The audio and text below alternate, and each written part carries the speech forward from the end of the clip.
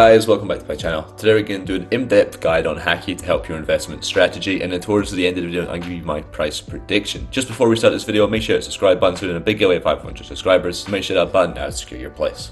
Starting off with the positives for this project. So if we head over to their website, we can see that they're going to have a small collection size of 5,000 NFTs, and they're also going to have a small mint price of 0.055 Ethereum for their whitelist, and then 0.069 Ethereum for their public sale.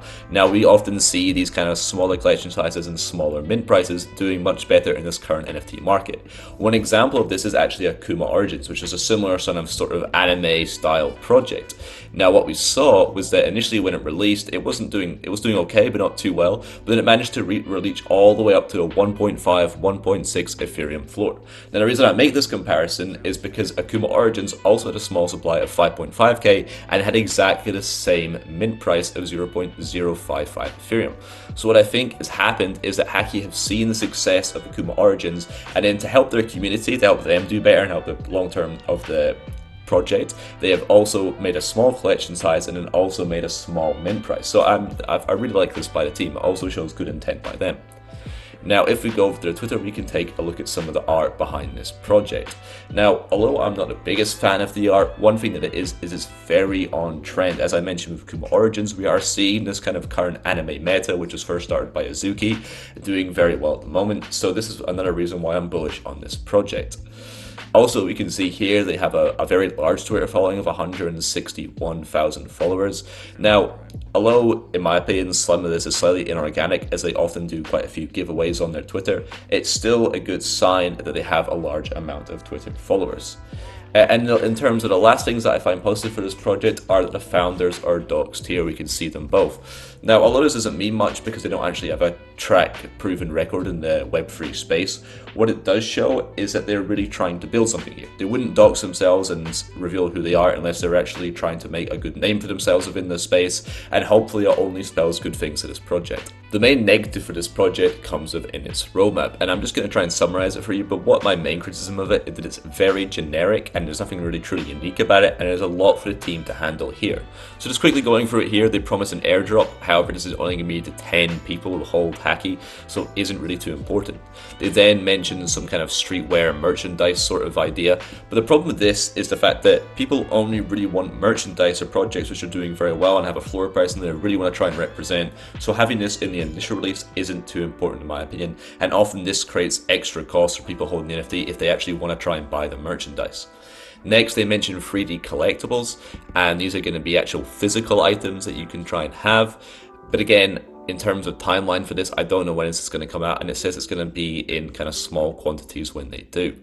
Next, for phase 2 of the roadmap, they're going to have their manga, and this I can imagine will apply to a small niche who are into this sort of stuff, but I think for the masses who want to actually see some proper utility from it, I don't think this is very important. They then promised to have a launch pad where you can be promised potentially free NFTs and whitelist spots on their projects, but due to Haki not being one of the biggest projects in the space, I don't really see in them securing too many really good whitelist spots, but they might secure a couple. Next is going to be their Generation 2. And in my opinion, with all Gen 2s out there, because you see many projects do this, Generation 2 is only going to have value if their Generation 1 has value. So in my opinion, this isn't really too important again. Next is going to be the Haki DAO, and the interesting one about this one is the fact they don't even tell you what percentage of the community sales is going to go into the DAO for the community wallet. So again, this isn't really too important.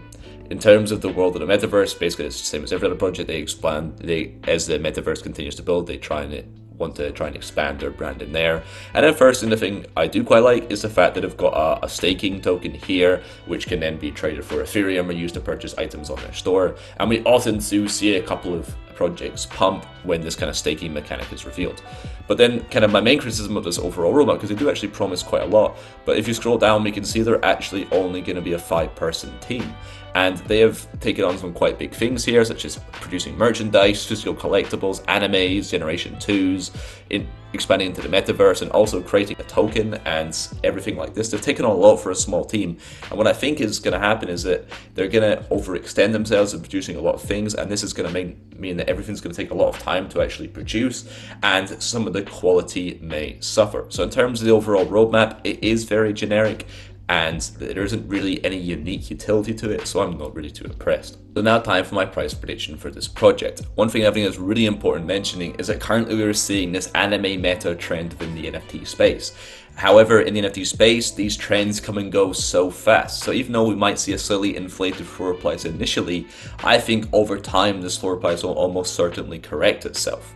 So one thing I'd like to compare it to is that we saw Akuma Origins released not very long ago.